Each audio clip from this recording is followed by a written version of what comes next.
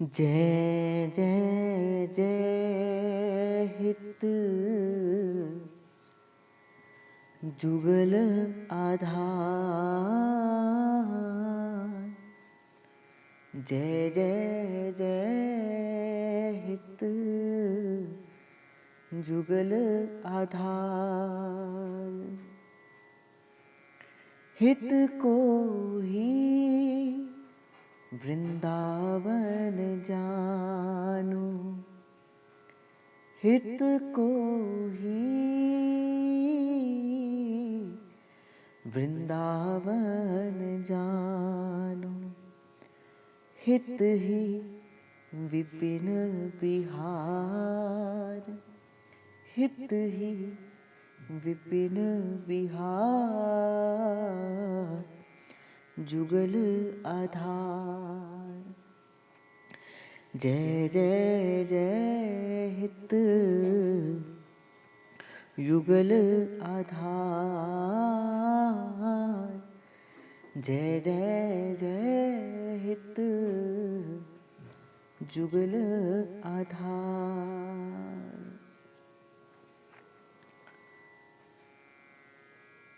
परम पूजनीय प्रातः स्मरणीय रसिकाचार्य किशोरी शरण अली जी महाराज इस सर्वस्व का सार हित तत्व को, इस परा तत्व को प्रकट करते हुए कहते हैं, जय जय जय श्री युगल आधार। ये जो हित है, ये जो प्रेम है,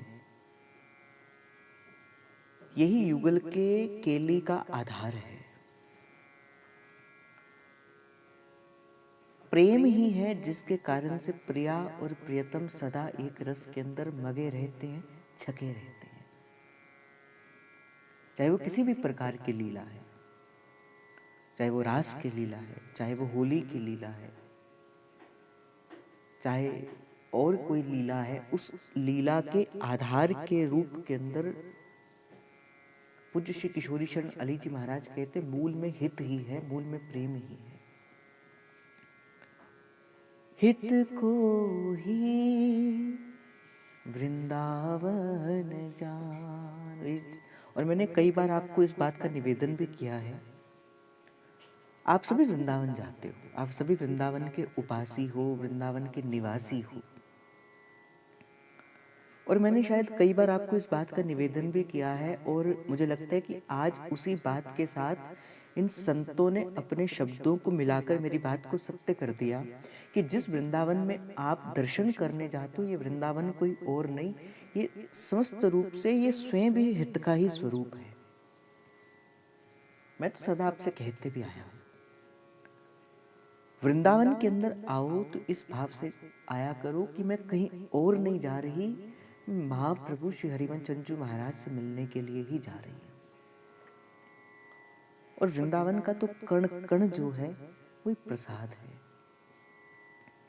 यहाँ के एक रज कण के अंदर प्रिया और लाल के चरण के स्पर्श की स्मृति है। यहाँ का तो कण कण मंदिर है, यहाँ का तो कण कण प्रभु की स्मृति को लेकर बैठा है। इसीलिए रसिकों ने कहा, बोले कुछ भी छूट जाए पर स्वामिनी जी कभी ऐसा करना आपके वृंदावन का वास ना छूटे और इस वास की आस ना छूटे। पहली बात कि वृंदावन का वास ना छूटे, और दूसरी बात वास ना मिला हो तो स्वामिनी जी बस इतनी सी कृपा करना कि इस वास की आस ना छूटे। महाप्रभु भी कहते हैं, आशास दास्यम वृषभानुजाया स्थिरे समत्यास्य च भानुजाया कृदानुवृन्दावन कुंज वीथि श्वहं नुराधे यतिथिर्वये।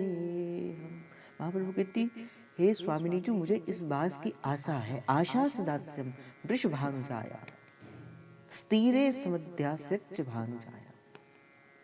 कि कब इस वृंदावन की कुंज गलियों के अंदर मैं भी डोलती फिरूंगी। कृदान वृंदावन कुंज वीथि शुहम नुरादे यतिर्भये हम। तो वृंदावन कौन है? वृंदावन महाप्रभु का ही स्वरूप है। और बड़ी प्यारी बात यहाँ पे पूज्य किशोरी शरण हरि जी महाराज कहते हैं, हित ही विपिन बिहार। जैसे मैंने पहले कहा ना कि हित दंपति भी हित है, अर्थात प्रिया प्रियतम भी हित है। प्रिया प्रियतम के मध्य में घटने वाली वो केली भी हित है, और जो इनका नित्य विहार है वो भी हित है, वो भी प्रेम ही है। प्रेम ही सर्वस्व का सार है, प्रेम ही सर्वस्व का मूल है, और प्रेम ही सर्वस्व का प्राणाधार है। कल की चर्चा के अंदर इस भाव को सुना, क्योंकि प्रेम ही है जो सदा कृपा का विचार करता है। प्रेम ही है जो कभी किसी को दुखी नहीं देख सकता। प्रेम ही है जो केवल और केवल पर उपकार के भाव को अपने जीवन के अंदर धारण करता है। प्रेम ही है जो समस्त प्रकार की कामनाओं का मूल है। प्रेम ही है जो आपको प्रिया और प्रियतम से मिला सकता है। प्रेम ही है जो आपको अपने गुरु के चरणों तक पहुंचा सकता है। इसलिए सर्व कारणों का क्या मूल है? वो प्रेम ही है। कल की चर्चा के अंदर महाप्रभु के पावन प्राकट्य की चर्चा को हमने सुना कि किस प्रकार धरती के कष्ट को दूर करने के लिए, इस मेदिनी के कष्ट को दूर करने के लिए, और पुनः अपने इस धर्म का, इस हित धर्म का, इस प्रेम धर्म का इस संसार के अंदर प्रतिपादन करने के लिए, इस संसार के अंदर अपने पुनः उस धर्म को प्रतिष्ठित करने के लिए, जो धर्म कहीं छुप गया था, जो धर्म अब कहीं दिखता नहीं, कोई किसी से प्रेम नहीं करता, पुनः उस रस रीति को प्रकट करने के लिए महाप्रभु श्री हरिचंद्र महाराज के हृदय के अंदर करुणा जागी और महाप्रभु का प्रकट इस संसार के भीतर हुआ। क्या महाप्रभु के पहले क्या प्रिया प्रियतम नहीं थे? क्या ये प्रश्न कर सकता है, क्या महाप्रभु से पहले प्रेम नहीं था? क्या महाप्रभु से पहले कुछ और नहीं था? क्या क्यों कहा जाता है कि महाप्रभु के आने से ही ये रस रीति प्रकट हुई? प्यारी और प्रियतम का रस क्या महाप्रभु के आने से प्रकट हुआ? क्या उनसे पहले प्रिया प्रियतम की कोई पूजा नहीं करता था? क्या पहले प्रिया प्रियतम की पूजा की जाती थी, उनको भगवान की दृष्टि से देखा जाता था, उन्हें भगवान की तरह लाड लड़ाया जाता था। पर जब निकुंज की सहचरी आई, महाप्रभु आई, तो महाप्रभु ने कहा नहीं, ये भगवान नहीं है। भगवान के लिए प्रभु को ऐश्वर्य का रूप धारण करना पड़ता है, ऐश्वर्य से युक्त होकर प्रधान बना जाता है। पर अपने ऐश्वर्य से पार होकर, अपने करुणा का अवतार लेकर ही प्रभु जो है इस नवनिवृत्त निकुंज के अंदर आते हैं। इसलिए महाप्रभु ने सेवा का भाव दिया। महाप्रभु ने कहा हमारे वृंदावन के अंदर, हमारे ब्रज के अंदर पूजा नहीं होती, हमारे वृंदावन के अंदर तो सेवा होती है। महाप्रभु के प्रकट होने से पहले तो प्रभु से भी कुछ पाने की इच्छा रखी जाती थी। हम पूजा करेंगे, पूजा के प्रति उत्तर में प्रभु हमें कोई फल देंगे। पर महाप्रभु के प्रकट होने के बाद, सहचरी भाव के प्रकट होने के बाद फिर इच्छा रखी नहीं जाती, फिर सुख लेने की इच्छा ली नहीं जाती, फिर तो सुख देने की इच्छा दी जाती है। किसको सुख देना? प्रियतम को सुख देना। किसको दुख देना? सुख देना, प्रियाजू को सुख देना। ये सहचरी का भाव था, ये महाप्रभु ने प्रकट किया। जिसे कहा जाता है कियो धर्म अपनो प्रकट। अगर आपके मन में प्रिया प्रियतम के सुख की इच्छा है, तब हाँ आप कह सकते हो कि हाँ मैंने अपने जीवन के अंदर इस रस रीति को धारण किया है। और भाई इस मार्ग पर श्री जी ने कृपा कर दी, जो चलने का अवसर दे दिया। और मैं बार बार आपसे ये कहते हुए चलता हूं कि ये मार्ग आज जो मिला है, पुनः पता नहीं कब श्री जी की कृपा होगी। अगर ये मार्ग में अब हम मौका चूक गए तो पुनः पता नहीं श्री जी कब इस मार्ग में लाएंगी कि भी नहीं लाएंगी। इसलिए आज समय है, उस समय को संभाल लिया जाए। तो कल के भाव के अंदर इस भाव को किया कि जैसे ही हित का प्राकट्य इस संसार के अंदर हुआ, जैसे ही महाप्रभु श्री हरिवंश जी महाराज का प्राकट्य हुआ, घर घर धान प्रतिग्रह हुए, घर घर प्रति नृत्य सब कोय, घर घर मंगल गावे। प्रत्येक जीव को ऐसा लगता था मानो आज प्रभु का प्राकट्य कहीं और नहीं, प्रभु का प्राकट्य मेरे ही घर के अंदर हुआ है। प्रत्येक हृदय के अंदर अब उत्साह समाता नहीं। प्रत्येक हृदय के अंदर ऐसा होता कि मानो आज मैं अपना सारा धन श्री जी पर न्यौछावर कर दूं, आज अपना सारा धन उस बालक पर न्यौछावर कर दूं। और प्रकृति भी महाप्रभु के उस प्राकट्य का आनंद लेती हुई वात्सल्य से पूर्ण हो गई। जिस प्रकार माता के हृदय के अंदर जब प्रेम उमड़ता है तो किस प्रकार उनके स्तनों से दूध बहना प्रारंभ हो जाता है, उसी प्रकार ही महाप्रभु के प्रकट होने से प्रकृति ने भी खूब आनंद दिया। महाप्रभु के प्रकट होने से प्रकृति अपने अंदर के भाव को प्रकट करते हुए प्रकृति ने क्या किया, निर्जल सजल सरोवर भये उखटे वृक्षण पल्लव। ने प्रकृति ने भी अपना अंदर का प्रेम जो था वो प्रकट कर दिया। जितने उस समय के जो ऐसे सरोवर थे जिनमें जल खत्म हो चुका था, जिनमें जल सूख चुका था, प्रकृति ने पुनः उन सरोवरों को, पुनः उन जितने भी सरोवर थे उन्हें जो निर्जल थे उन्हें जल के से भर दिया। निर्जल सजल सरोवर भरे। और जितने वृक्ष जो सूख चुके थे, जो डालियां सूख चुकी थी, जो जड़ें सूख चुकी थी, महाप्रभु के होने से, महाप्रभु के प्रकट होने से उन सूखी हुई डालियों में भी प्रकृति के प्रसाद आ गया। उन सूखी हुई डालियों में भी वो सुंदर सुंदर फल लग गए। आगे बढ़ते हुए श्री सेवक जी महाराज कहते हैं, चलहि सकल जन अपने कर्म, ब्राह्मण सकल करहि षट कर्म, मर्म सभन को बाजियो। जैसा मैंने पहले कहा कि क्या हुआ जब महाप्रभु के प्राकट्य होने के पहले की घटना थी कि कलयुग जो था उसने ऐसा प्रभाव इस रसरीति के अंदर डाल दिया था, इस कलयुग ने इस प्रकार का भाव इस संसार के अंदर डाल दिया था कि कोई भी भजन नहीं करता था। कहे बिली कोई नहीं करे, कोई कहकर भी कोई प्रभु का भजन नहीं करता था। ब्राह्मण वेद विहीन हो गए, ब्राह्मण भी अब कोई संस्कार नहीं करते, ब्राह्मण भी अब प्रभु की पूजा नहीं करते। पर जैसे महाप्रभु श्री हरिवंश जी महाराज का प्राकट्य हुआ, श्री सेवक जी महाराज कहते हैं, चलहि सकल जन अपने धर्म। जितने भी जन थे, जो उनका धर्म था, उस धर्म के अनुसार अपने जीवन का ज्ञापन करने लगे। जैसे ब्राह्मण का कर्तव्य है कि प्रभु का भजन करे, ब्राह्मण का कर्तव्य है कि प्रभु की लीला कथा के गुणों का विस्तार करे, ब्राह्मण का कर्तव्य है कि प्रभु के यश को इस समस्त संसार के अंदर प्रकट करे।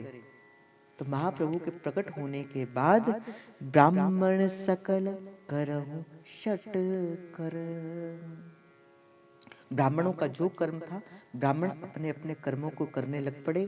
कलयुग की जो रसरीति थी वो दूर हो गई। जिस प्रकार कोई शीशा हो, उस दर्पण पर बहुत सारी धूल चमकी हो, एक छोटा सा कोई कपड़ा उस पे मार दे तो कैसे उसमें से अपनी चेहरा स्वच्छ दिखना प्रारंभ हो जाता है। उसी प्रकार ही ब्राह्मणों का जो भाव था उसमें कलयुग रूपी धूल जम गई थी। पर जैसे महाप्रभु आए, महाप्रभु ने अपने प्रेम का पोंछा डाला, अब ब्राह्मणों को अपनी रसरीति का समझ आ गया कि क्यों मुझे प्रभु ने इस संसार के अंदर ब्राह्मण के रूप के अंदर जन्म दिया था। ब्राह्मण सकहु करहु षट कर्म, भरम सबन को माजियो। और सभी अपने अपने धर्म के अनुसार अपने जीवन का ज्ञापन करने लगे। छूट गई कलयुग की रीति, नित नित नव नव होत समीति, प्रीति परस्पर अति बड़ी। जिसे पहले निवेदन किया गया था कि महाप्रभु के आने से पहले कलयुग ने अपना प्रभाव दिखा दिया था।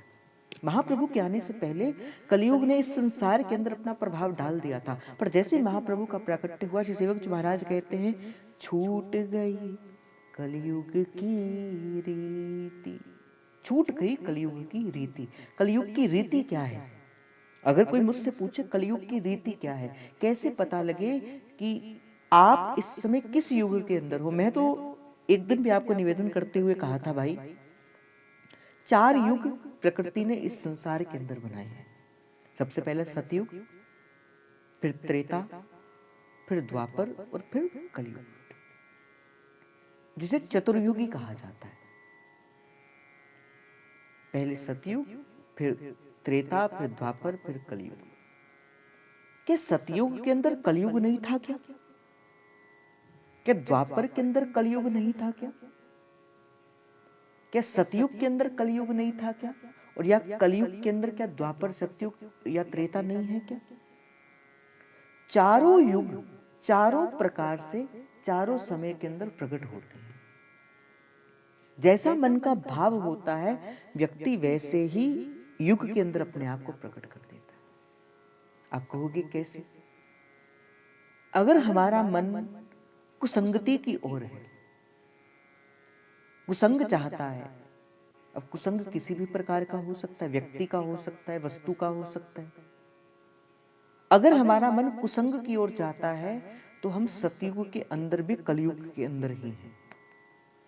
वो जो रावण था, जो इतना बड़ा महात्मा था, पर वो किसी पराई स्त्री पर नजर डालने की वजह से क्या हो गया? वो कलयुग के अंदर ही था। और आज इस कलयुग के अंदर जब संत कवि प्रभु के नाम के सानिध्य के अंदर रहते हैं तो वो सतयुग के अंदर ही रहते हैं। आज भी ये प्रभु कहते हैं, ये प्रभु ने कलयुग को आज्ञा दी हुई है कि जहां कहीं सत्संग होता हो, जहां कहीं प्रभु की वार्ता होती हो, जहां कहीं प्रभु का नाम जप होता हो, जहां प्रभु के भाव की चर्चा होती हो, हे कलयुग तुझे वहां आने की आज्ञा नहीं है। तो कलयुग ने कहा, प्रभु मैं कहां खड़े रहूंगा? तो प्रभु ने कहा, जहां द्वार पर जूते चप्पल होंगे, हे कलयुग तू वहां पे खड़े रहना। और ये आज भी कलयुग का भीतर प्रवेश करने की आज्ञा नहीं है। जहां प्रभु का नाम जप होता है, जहां प्रभु के नाम का संकीर्तन होता है, वहां पे कलयुग का आगमन नहीं होता। वहां पे तो सतयुग, द्वापर, त्रेता ही होता है। तो सेवक जी महाराज कहते हैं, छूट गई कलयुग की रीति, नित नित नव नव होत प्रतीति। मानो सभी को ऐसा लगा अब तो कलयुग रहा ही नहीं, अब तो सतयुग आ गया। कलह के स्थान के अंदर अब सभी जगह मित्रता होने लगी, सभी एक दूसरे से प्रेम करने लगे, सभी का एक दूसरे के प्रति प्रेम का भाव उत्पन्न हो गया। नित्य नित्य नव नव होत समीति, और प्रीति परस्पर अति बड़ी। देखो, इस पंक्ति के आधार पर मैं आपको ये कहते हुए आगे के भाव में चलूंगा। अगर आपके मन में सभी के प्रति हित का भाव है ना, अगर आप सभी को अपना सा जानकर, अगर आप सभी को इस भाव से जान के मन में भाव रखते हो कि ये सब मेरे महाप्रभु की ही प्रभुता है, अर्थात आप पर कलयुग का प्रभाव नहीं है। कैसे पता लगे कि आपके ऊपर कलयुग का प्रभाव है कि नहीं? बस मैं यही कहता हूं, सेवक जी महाराज के भाव के अनुसार अगर मैं देखूं, बस एक ही चीज पर देखना, क्या सबके प्रति मेरे हृदय के अंदर हित का भाव है? क्या सबके प्रति मेरे हृदय के अंदर प्रेम का भाव है? क्या मैं सबको प्रभुमयी होकर ही देखता हूं? जब आप सबको प्रभुमयी होकर देखोगे, उससे जो सबसे बड़ा जो गुण आपके अंदर आएगा, आपके जीवन के अंदर कभी दोष दृष्टि नहीं आएगी। किसी के प्रति जो दोष दृष्टि है वो नहीं आ सकती।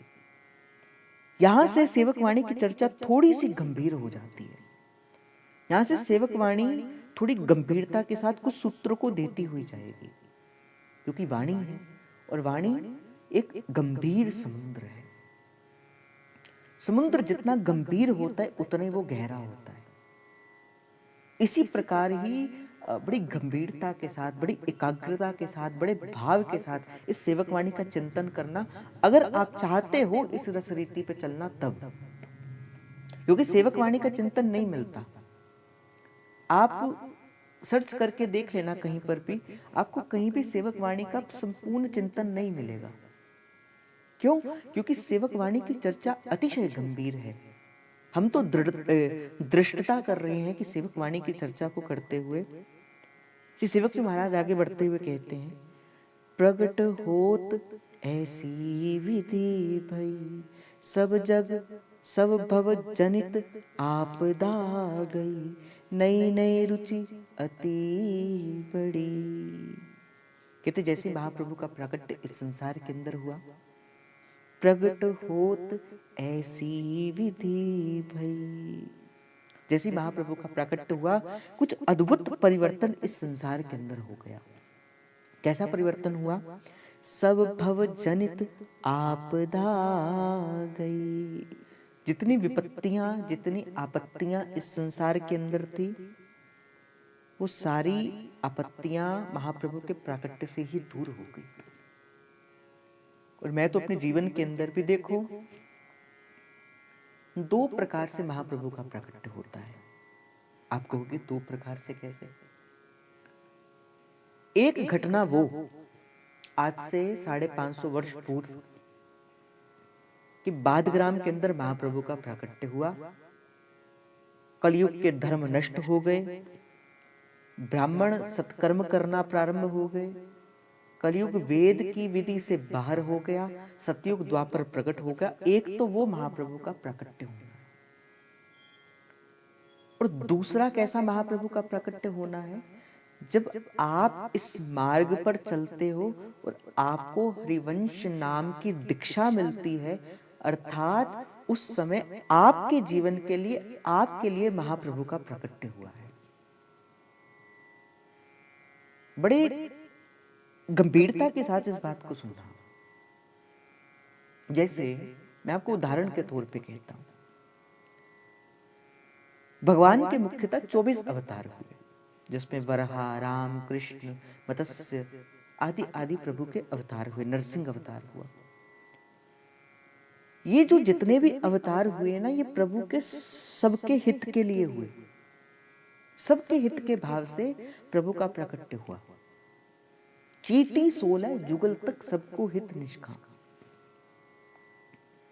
पर जो आपके घर पर जो आपके लड्डू गोपाल, आपके प्रिया प्रियतम जो जो भी हैं, उसका प्राकट वो भी भगवान है, वो भी प्रिया प्रियतम है, किंतु उनका प्राकट्य किसी संसार के किसी और जन के लिए नहीं हुआ। उनका प्राकट्य केवल और केवल आपके लिए हुआ। वो केवल आपके प्रेम को लेने के लिए वो संसार के अंदर है। आपको शायद पता नहीं समझ आई बात जो मैं कहना चाहता हूं कि नहीं आई। जो आपके घर के अंदर जो श्री विजय, जो प्रभु का श्री स्वरूप विराजमान है ना, वो भी प्रभु का अवतार ही है। उसे भी प्रभु का अवतार ही मानना। जो शक्ति, जो भक्ति, जो प्रेम उस नरसिंह अवतार के अंदर था, मत्स्य राम कृष्ण अवतार के अंदर था, वही संपूर्ण शक्तियों को लेकर प्रभु ने पुनः अवतार लिया, और केवल आपके लिए अवतार लिया, और किसी के लिए नहीं अवतार लिया। इसी प्रकार ही महाप्रभु का एक प्राकट्य तो 550 वर्ष पहले हो चुका। हम तब थे नहीं, पर फिर कैसे? अब नाम का प्राकट्य हुआ, गुरु ने नाम सुना दिया। और जैसे गुरु ने नाम सुनाया, डिम डिम घोष बजाते। और जैसे मैंने कहा ना, नाम एक ऐसी डोर है जिसके द्वारा नामी को खींचा जा सकता है। और भाई, एक बात को निवेदन करते हुए मैं आगे बढ़ूंगा, बड़े कम लोग होते हैं जो प्रभु से मिल पाते हैं। बड़े कम लोग होते हैं, प्रभु सभी को स्वीकार नहीं करते। क्या प्रभु श्री कृष्ण ने सभी को स्वीकार कर लिया? क्या प्रभु श्री राम ने सभी को स्वीकार कर लिया? क्या प्रभु सभी को स्वीकार नहीं करते, पर नाम सभी को स्वीकार करता है। नाम कभी किसी को अस्वीकार नहीं करता। चाहे कोई किसी भी भाव से नाम ले, नाम उस पर अपने प्रेमी को प्रकट कर देता है। ये नाम का गुण है। जैसे बीज होता है ना, बीज को कोई कैसे भी डाले, बीज तो फल ही देगा। और महाप्रभु ने तो कम लोगों को नित्य विहार के दर्शन कराए,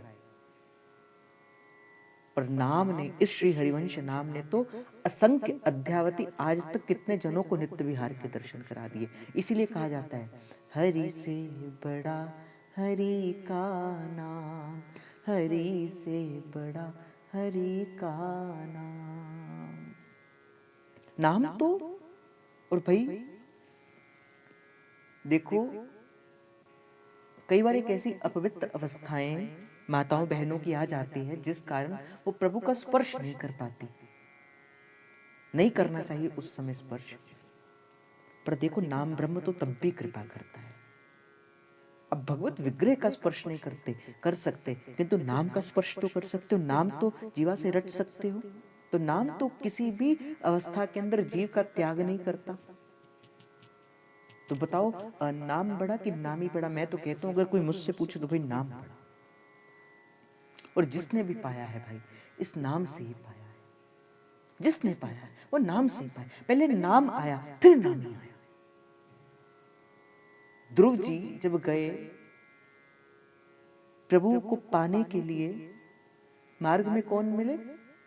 मार्ग में मिले नारद जी। नारद जी ने पहले क्या दिया? नाम दिया। और जैसे नाम दिया, और नाम को ध्रुव ने जपा, तो क्या हुआ? प्रभु का प्राकट्य हो गया। जब गए प्रहलाद जी, मार्ग में मिले गुरु, क्या दिया? नाम दिया। नाम से नामी को प्रकट होना पड़ा। माता पार्वती को नारद जी ने क्या दिया? नाम दिया। नाम से नामी प्रकट हो गया। भाई नाम ही है जो नामी को प्रकट करके देता है। और साधक के जीवन के अंदर पहले नाम ही नहीं आता भाई। साधक के जीवन के अंदर पहले नाम आता है। और सेवक जो महाराज कहते हैं, मैंने क्या पाया है, मैंने कैसे पाया है, तो सेवक जो महाराज डमडम घोष करते हुए कहते हैं, नाम रटत आई सब सोई। मुझे तो नाम रटने से मिला है, मुझे तो नाम ने स्वीकार कर लिया। मैंने आपको एक दिन शायद सुनाई थी वो कहानी कि पूज्य हिरदास जी महाराज के जीवन की वो घटना, कि किसी ने, उनका एक बालक था, एक सेवक था उनके संग। और जैसे हमारे अंदर मंत्र की बात चलती है, शनागति मंत्र है, निज मंत्र है, शनागति मंत्र है, निज मंत्र है।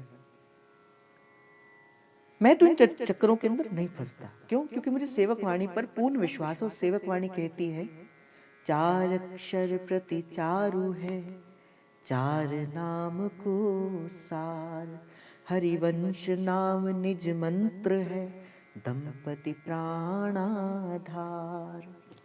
मैं तो सेवक वाणी के, और जो इस भाव को नहीं मानता, मुझे लगता है वो सेवक जी की बात को नहीं मानता।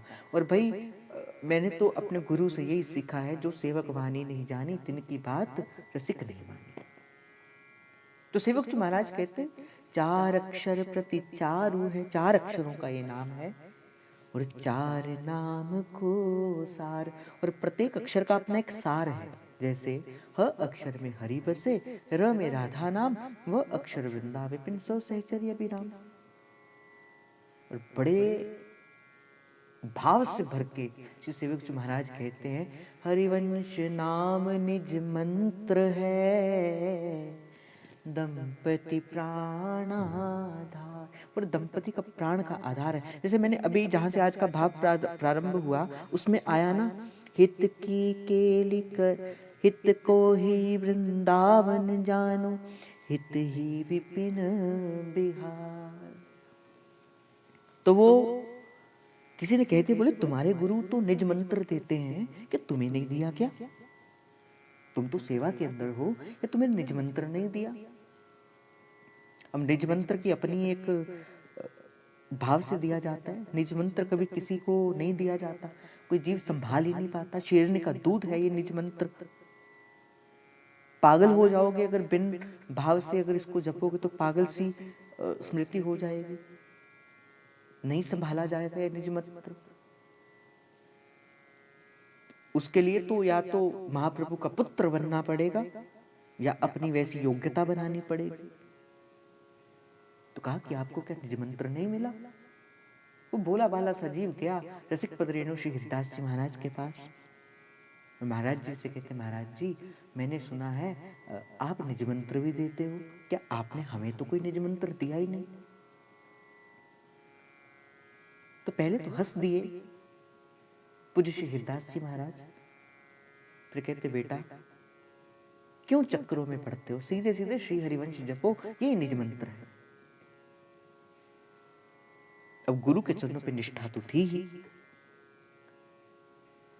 और मंत्र मूलम गुरुर्वाक्यम, गुरु के मुख से जो मिला वो मंत्र है, चाहे वो नाम भी मिला वो मंत्र है। क्यों? क्योंकि गुरु का संकल्प कार्य करता है। तो वो जो जीव था, वो जो सेवक था, पूज्य हरिदास जी महाराज ने कहा बेटा बस सीधे सीधे श्री हरिवंश नाम जपना। अब वो सोते जगते श्री हरिवंश श्री हरिवंश, अब तो कोई और नाम उसके जीवा पे आता ही नहीं। मानो गुरु ने बस यही प्राण दे दिया, श्री हरिवंश जपना बेटा, श्री हरिवंश जप, यही निज मंत्र है। उसको लगा यही निज मंत्र है। वो श्री हरिवंश श्री हरिवंश श्री हरि, बड़ी निष्ठा के साथ इस नाम का जप करने लगा। एक दिन की बात है, पूज्य नित्य प्रति 4 बजे रसिक पद रेणु श्री हरिदास जी महाराज उठा करते थे श्री जी की मंगला के लिए। एक दिन उनके मन के अंदर आया, आज हम 3:30 बजे उठेंगे। 3:30 बजे मन के अंदर आया। वो जो सेवक था वो 3 बजे उठ गया, और 3 बजे उठ के कहता है आज मुझे लगता है कि महाराज जी 3:30 बजे उठेंगे। अब 3:30 बजे जैसे महाराज जी उठे तो जैसे स्नान करने के लिए गए तो क्या दिखते, पानी गर्म था। बड़ा आश्चर्यचकित हो गए, ये कैसे हो गया, मैंने तो अपने उठने की बात कभी बताई भी नहीं, ये कैसे उठ गया। तो पूछा कि तुम कैसे उठे? कहा मेरे हृदय ने कहा, आज महाराज जी के हृदय के अंदर है कि आज महाराज जी 3:30 बजे उठेंगे, क्योंकि सहचरी का हृदय तो एक सा ही होता है। अब जो मेरे मन में है वो आपके मन में भी होगा, और जो आपके मन में है कई बार मेरे मन में भी आ जाता है, अगर हमारा हृदय सहचरी के भाव से है तो, अन्यथा नहीं। बड़े प्रसन्न हो गए शेरदास जी महाराज। तो कहते बोले अब तुम अधिकारी हो गए, हम अब तुम्हें निज मंत्र का दान देंगे।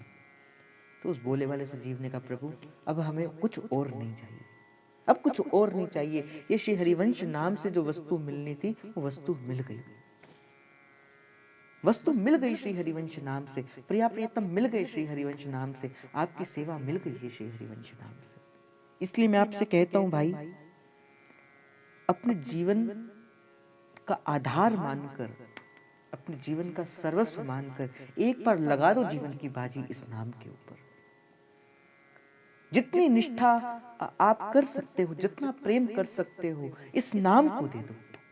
ये नाम क्या करेगा, खींच लाएगा नामी को।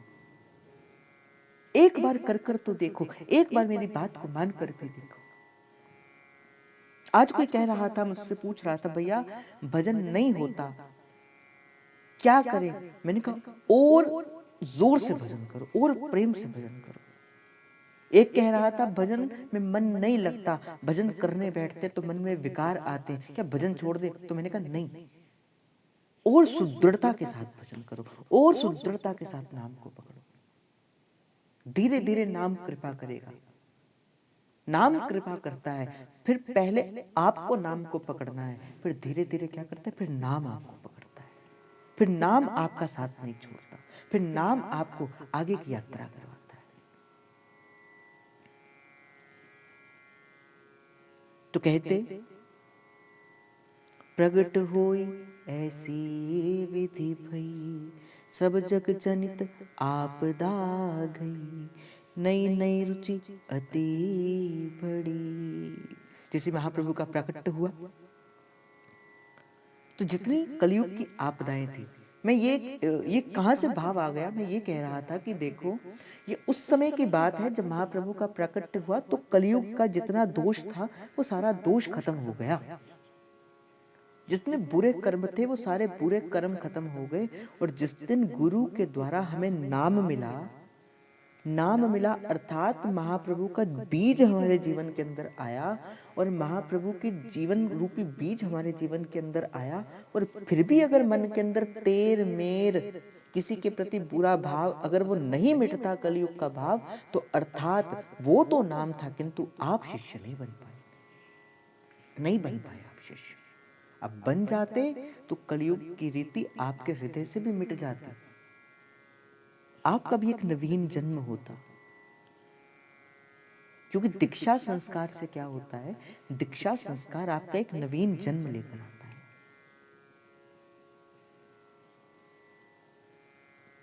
नई नई रुचि अति बड़ी, सबके मन में प्रभु के प्रति रुचि बढ़ गई कि किस प्रकार प्रभु की सेवा की जाए, किस प्रकार प्रभु की सेवा की जाए। सब जन करहि धर्म अभ्यास, जस वर्णौ हरिवंश विलास, श्री हरिवंश गाई हो। बोले जहां जहां जिन जिन ने अपने धर्म को छोड़ दिया था, जो धर्म विहीन हो गए थे, महाप्रभु के प्राकट्य होने से सब जन करहु धर्म अभ्यास, सभी अपने धर्म में लग गए। राजा अपने धर्म में लग गए, संत ऋषि अपने धर्म में लग गए, ब्राह्मण अपने धर्म में लग गए, सन्यासी अपने धर्म में लग गए, गृहस्थी अपने धर्म में लग गए। सब जन करहि धर्म अभ्यास, जो जो विहीन हो गया था, अपने धर्म के पथ से जो दूर हो गया था, महाप्रभु के प्राकट्य होते ही वो संपूर्ण जन अपने धार्मिक जीवन को जीना उन्होंने प्रारंभ कर दिया।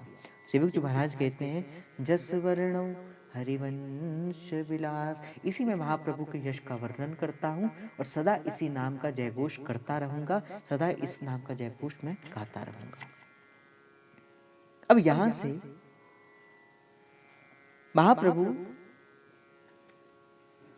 का जन्म की कथा का भाव का विश्राम देते हुए श्री सेवक चुमार महाराज यहाँ से महाप्रभु के बाल रूप का वर्णन करते हैं।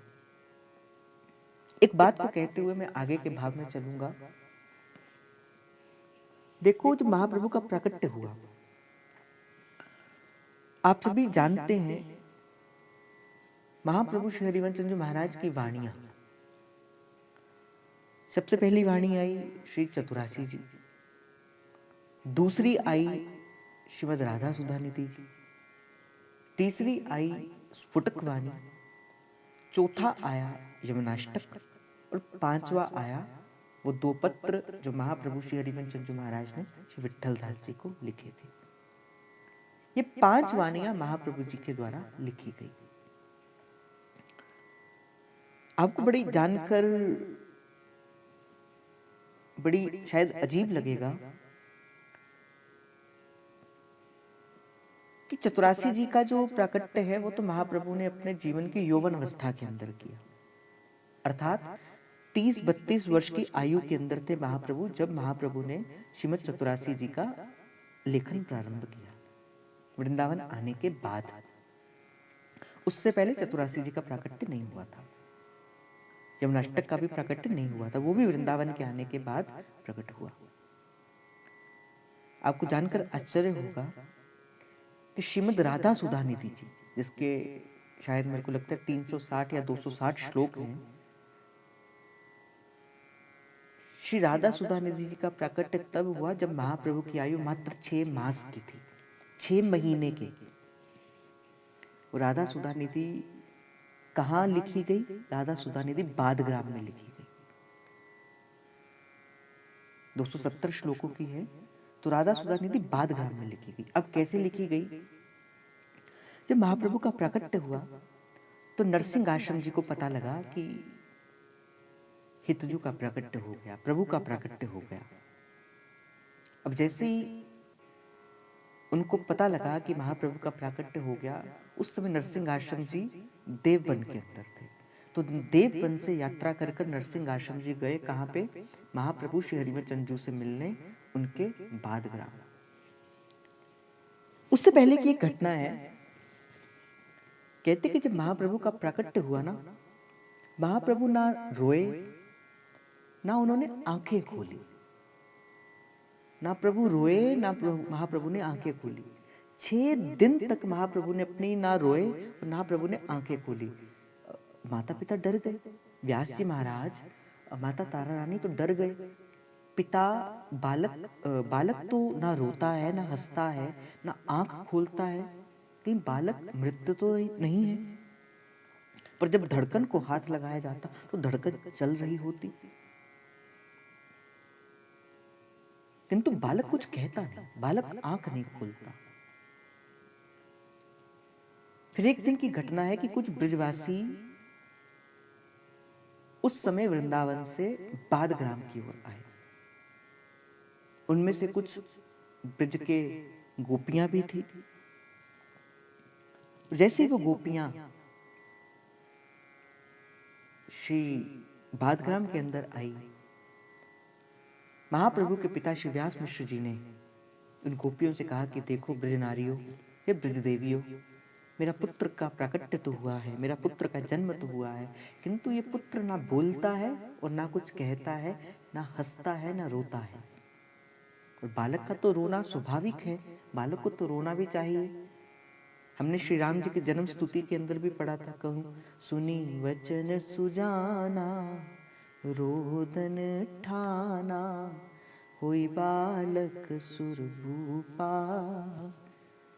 अगर वो रोना तो उसके लिए मंगल कारण है, वो तो रोना चाहिए। अब ब्रजवासी तो जब किसी के पास जाते वो क्या कहते हैं? ब्रजवासी तो जब किसी के पास जाते वो तो ये कहते बोले राधे राधे राधे राधे। वो गई ब्रजवासी महाप्रभु के दर्शन करने के लिए और ब्रजवासी ने कहा ए बालक बोल राधे राधे। और जैसे ही उस ब्रजवासी वो मैया ने बोला राधे राधे, महाप्रभु ने उसी समय आंख खोलकर किलकारी मारी और ताली मार के बोले राधे राधे। तो महाप्रभु ने जो पहला आंख खोली वो राधा राधा शब्द सुनकर ही खुली थी।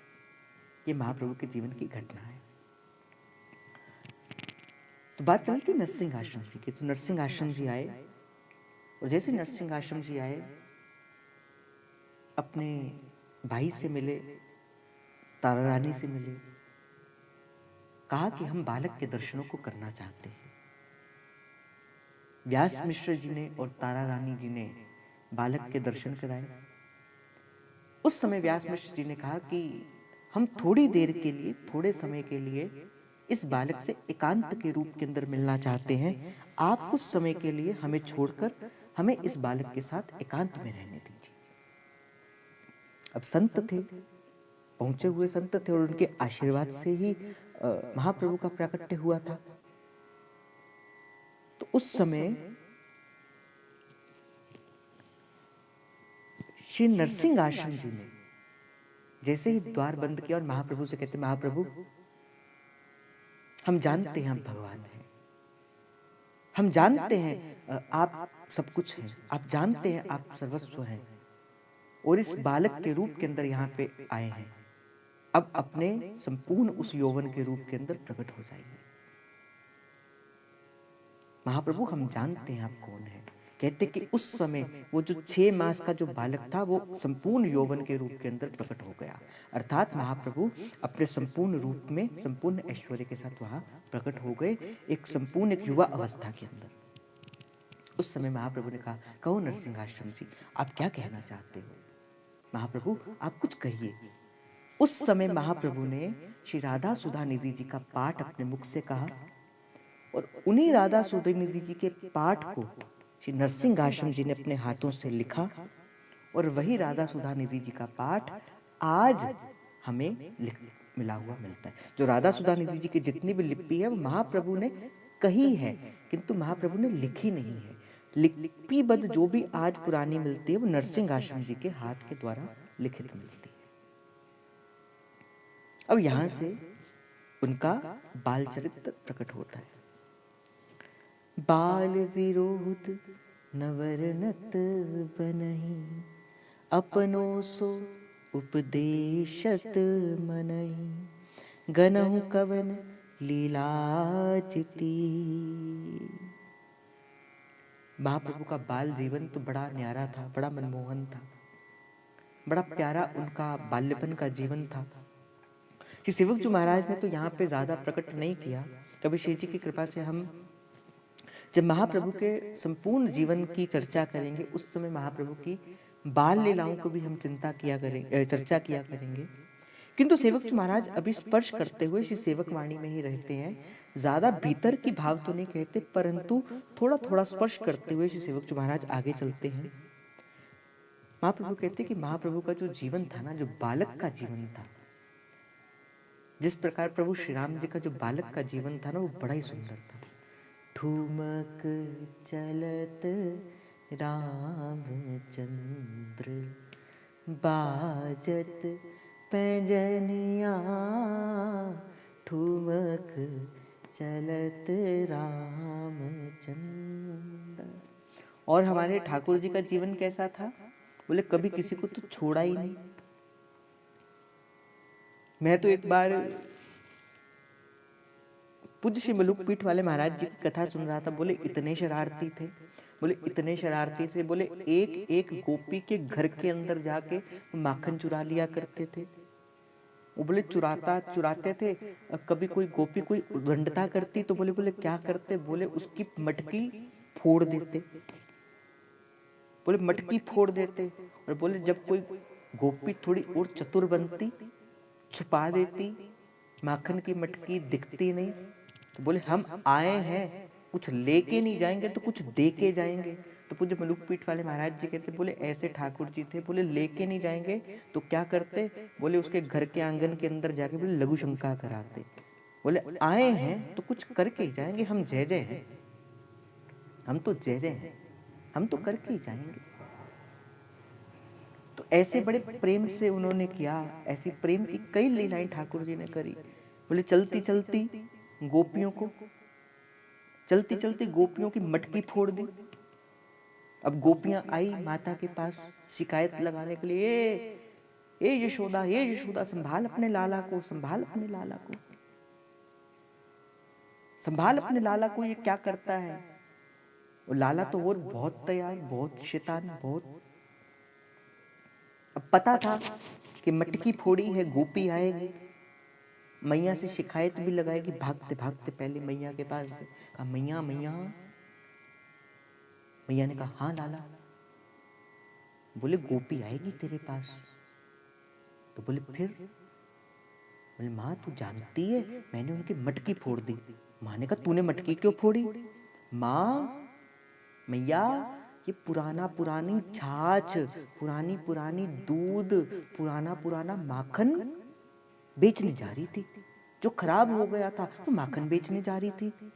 मैया ने कहा ये तो फिर तूने ठीक किया। हाँ मैया क्यों ना करता, मैं तो आरोग्य दल का तो प्रधान जो हूँ, मैं तो आरोग्य दल का प्रधान हूँ, मैं तो किसी को बीमार पड़ने ही नहीं दूंगा।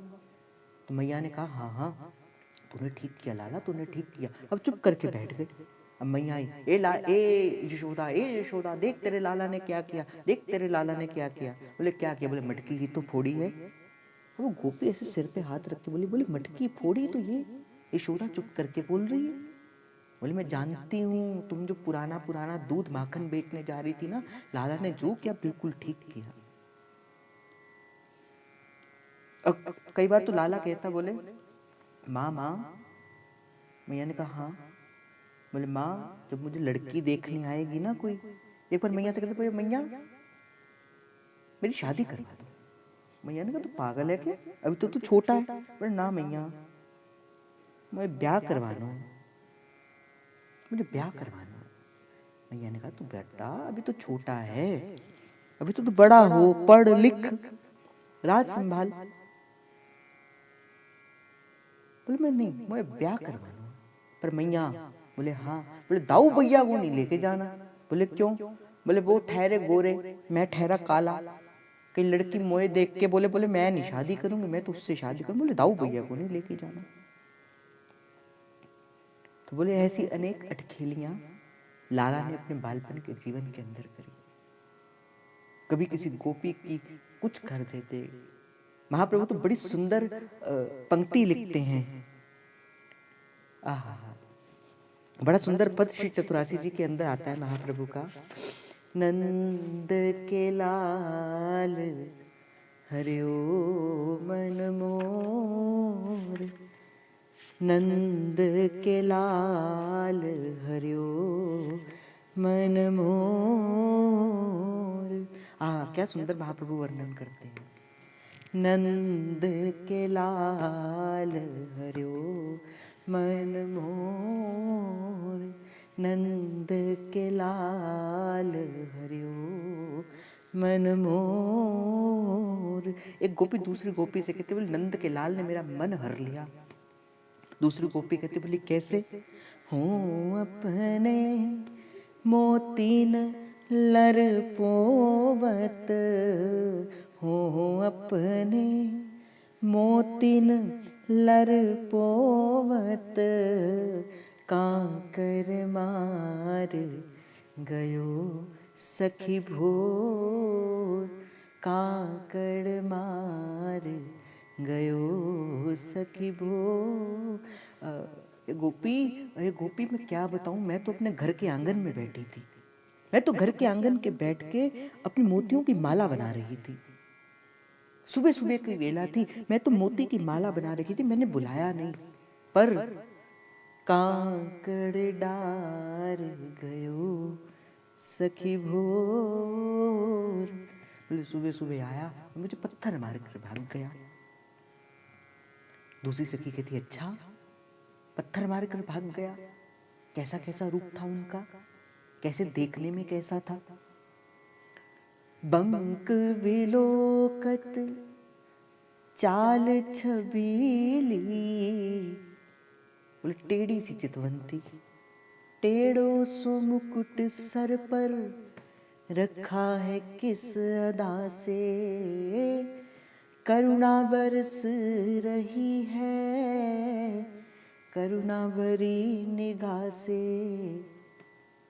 इतो गुलाबी पटका, इतो गुलाबी साड़ी, फूलों में सज रहे श्री वृंदावन बिहारी। बोले कैसी थी? बंक विलोकत चाल छबीली, बोले टेढ़ी सी उनकी चितवन। आहा, वो चाल कैसी? बोले टेढ़े टेढ़े चलते थे। बोले देखते कहीं थे मारते किसी को थे, तो चलते कहीं थे और बोलते किसी को थे। चाल छबीली, रसिक शिरोमणि नंद किशोर। रसिक शिरोमणि है। तो कहा जब तेरे पास आया तो तूने पकड़ा नहीं क्या? तू पकड़ लेती, जब तुझे कांकर मार के गया तो तू पकड़ लेती बहन, तू पकड़ लेती। बोले कैसे पकड़ती? बोले इतने सुंदर इतने सुंदर इतने सुंदर, क्या उनको देखकर अपने रूप सुधा की क्या कभी मतवाली रहती है? क्या अपनी रूप सुधा की कहीं होश भी रहता है कि नहीं? जैसे कहते हैं ना, हम रूप सुधारस वारे, हाँ कोई क्या जाने बेचारे। जब कोई रसिक हृदय श्री श्याम सुंदर के संग जाता है ना, जब कोई रसिक हृदय प्रियालाल के सन्मुख जाता है, राधा वल्लभ लाल जी के सन्मुख जाता है, फिर जो एक दर्श तक वो उनकी दृष्टि को देखता है ना, फिर भाई उसका जो सुख की अनुभूति है, या तो प्रियालाल जानते हैं या वो रसिक जानता है जो रूप सुधा को पी रहा है। फिर तो वो वही कहता है, हम रूप सुधारस वारे, कोई क्या जाने बेचारे। हम रूप सुधारस वारे, हाँ कोई क्या जाने बेचारे। तो बोले तूने पकड़ा क्यों नहीं? बोले कैसी पकड़ती? कहीं कैसो मन रहत श्रवण सुन। बोले ऐसे नहीं आया। बोले कैसे आया था? आहा, मधुर मधुर उस मुरली की तान को बजाते बजाते आया था। लालन एक बिने सुनियो, नित मेरी गलिन में आइयो ना। आइए तो चुप हो रही चाहिए, आइए बंशी बजाइए ना। बजाइए तो कछु है प्रभु जी, नित द्वार पे आइए सुनाइए ना। सुनाइए तो कछु है प्रभु जी, जो आइए तो फिर जाइए ना। छीन लिया मेरा भोला सा मन, राधा रमण प्यारो राधा रमण।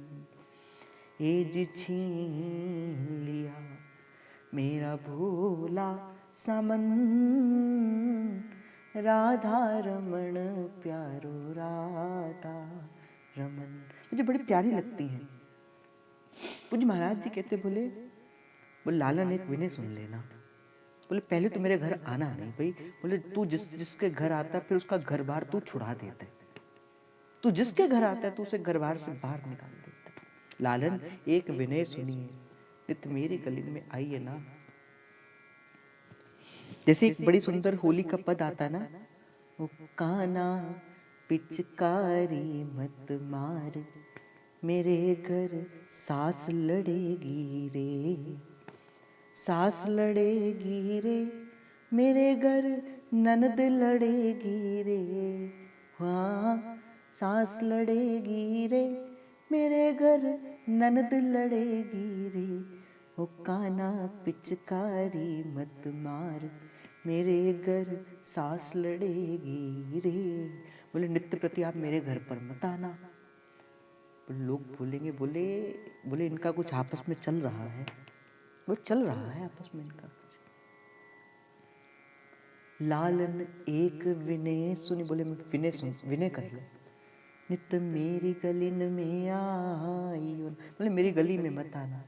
आइए तो कछु प्रभु जी, नित द्वार पे आकर बंशी बजाइए न। बोले बंशी मत बजाना भाई, तुम आ तो जाओ पर अपनी बांसुरी मत बजाना। बोले जिस जिसको इस बांसुरी की तान ने कसा ना, जिस जिसको इस बांसुरी की तान ने पकड़ा, फिर उसकी रूप सुधा तो उसकी तो भाई वो तो गया जगत से। जिसे बंशी ने पकड़ लिया, जिसको बंशी की तान सुनाई दी।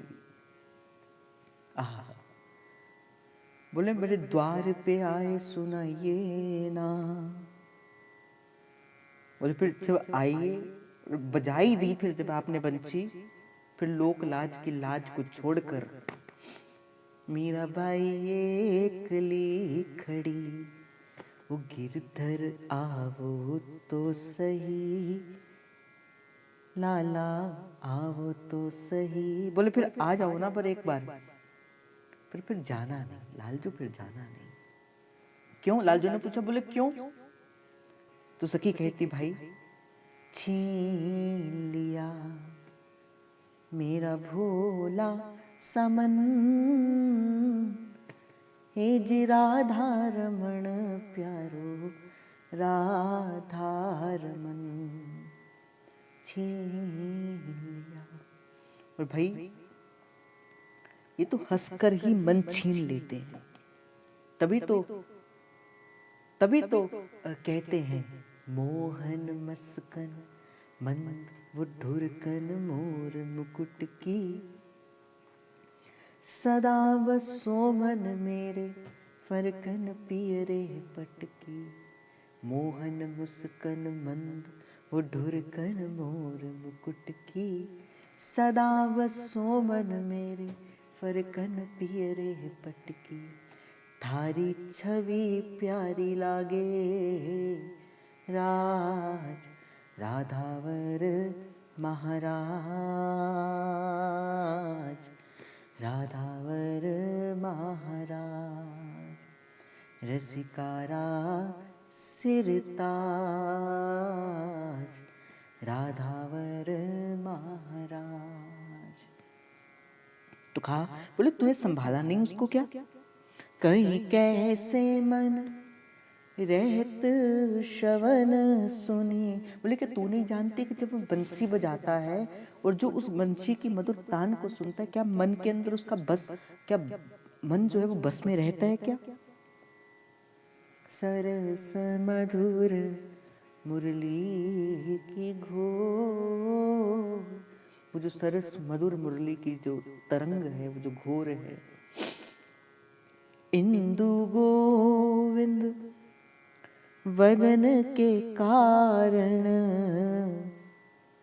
बड़े रेशमी से वस्त्र पहने थे अपने बदन के ऊपर। वो सुंदर सा मोर पक्ष, वो माँ ने बड़ी सुंदर सुंदर वो जो मोती की बिजंती माला, मोतियों की माला और बिजंती माला को धारण करवाया हुआ, वो कटी प्रदेश पे बांधी हुई वो सुंदर सी चुनरी, वो छोटे छोटे नन्हे नन्हे पाँव,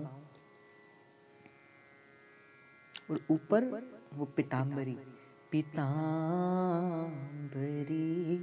कसी हो, होठों पे कुछ हंसी, सूरत ये मन बसी हो, जब प्राण तन से निकले। तो का बोले वो सुंदर बदन के ऊपर रेशमी वस्त्र को धारण किया हुआ था। चितवन को भय नैन चकोर, बोले बड़े सुंदर से उनके जब चितवन से जो दो उनके नैन और दो मेरे नैन जो मिलकर जो चकोर हो गए, जो चार हो गए ना। जैसे हित हरिवंश रसिक रस जुवती, तूल मिल सकी प्राण अंकुर। बोले मैंने तो प्राण जो अपने थे ना सखी, मैंने तो प्राण उनके चरणों पर भेंट कर दी। अब ये मन मेरा मेरा नहीं रहा, अब ये तन मेरा मेरा नहीं रहा। ऐसे ये लालजू की बाल लीलाएं थी। देखो इससे पता चलता है हरि हरिवंश भेद नहीं हुई, क्योंकि बात चली महाप्रभु की बाल लीलाओं की और कथा के अंदर लीलाएं आगे लालजू की, अर्थात जो लालजू की लीला है वही महाप्रभु की लीला है और जो महाप्रभु की लीला है वही लालजू की लीला है। नहीं तो प्रसंग नहीं था, प्रसंग नहीं था महाप्रभु, प्रसंग पे तो महाप्रभु की लीलाओं का वर्णन होता था। पर धन्य है सेवक जो महाराज जो इस रसरीति को प्रकट करते हुए कहते हैं हरि हरि वंश भेद नहीं हो। आज मुझे विश्वास हो गया, आज विश्वास हो गया कि प्रगट तो सेवक जो महाराज ने कहा था बाल विरोध न बरनत बनहि। कहते वर्णन नहीं कहा जा सकता महाप्रभु के उस बाल विनोद का, उस चटुकारिता का, उस प्रेम का। बात यहाँ पे महाप्रभु श्री सेवक जो महाराज महाप्रभु की बात को करते हैं और आ गए कौन? नंद के लाल हरो मन मोर। इससे पता लगता है कि नहीं हरि हरिवंश एक ही है। बोले बाल विनोद न वर्णत बने, बोले जिनके बालक पुने की बात, जिनके बालपन की बात और जो इतनी आनंदमयी है, उनकी प्रत्येक प्रत्येक लीलाएं आनंद का वर्षण करने वाली हैं, आनंद को प्रदायिनी हैं। मेरा मन उन बाल लीलाओं का वर्णन करने के लिए बड़ा आतुर हो रहा है। यहाँ से सेवक जी महाराज कहते हैं मैं महाप्रभु की बाल लीलाओं को सुनने के लिए आतुर हूँ। अपने सो उपदेशत मन ही, और मैं अपने मन को उपदेश दे रहा हूँ यथाशक्ति जो श्री जी की प्रेरणा से आएगा। मैं अपने मन को उपदेश देते हुए महाप्रभु की इन बाल लीलाओं का गुण करूंगा। गवन कवन लीला जिती, बोले इनके तो अनंत लीलाएं हैं, अनंत महाप्रभु के गुण हैं। कौन है जो इस समस्त संसार के अंदर महाप्रभु की इस लीला गुण का वर्णन कर सकता है? ये तो कहे मोहि केत की मति, जस वर्णत हारे सरस्वती, तेती सभी हरिवंश की। मैं लघुमति से क्या महाप्रभु की इन लीलाओं का वर्णन करूंगा, जिसका वर्णन करने पे तो माँ सरस्वती तक भी हार जाती है। तो सेवक जो महाराज कहते मेरे हृदय के अंदर जो महाप्रभु जो प्रकाश डालेंगे, मेरे मन के अंदर बैठकर महाप्रभु जी जो इस लीला का चिंतन करना चाहेंगे, मैं उसी लीला का वर्णन करूंगा। और मैं उसी लीला का आगे गान गाऊंगा। तो आज का भाव श्री जी के चरणों में समर्पित। कल महाप्रभु की वो प्रेम भई छोटी छोटी लीलाएं होंगी, महाप्रभु की बाल लीलाओं का वर्णन होगा। आप सभी कल की चर्चा में अवश्य आइए। कल की चर्चा बड़ी प्रेममयी हो सकती है, बड़ी गंभीर हो सकती है। वो श्री जी जिस भी भाव का आशीर्वाद देगी उस भाव से होगा। आज का भाव श्री जी के चरणों में समर्पित। आप सभी के हृदय के अंदर बैठे उस प्रेम प्रभु को, हित प्रभु को। जय जय श्री हरिवंश, जय जय श्री हरिवंश, जय जय श्री हरिवंश। प्रणाम।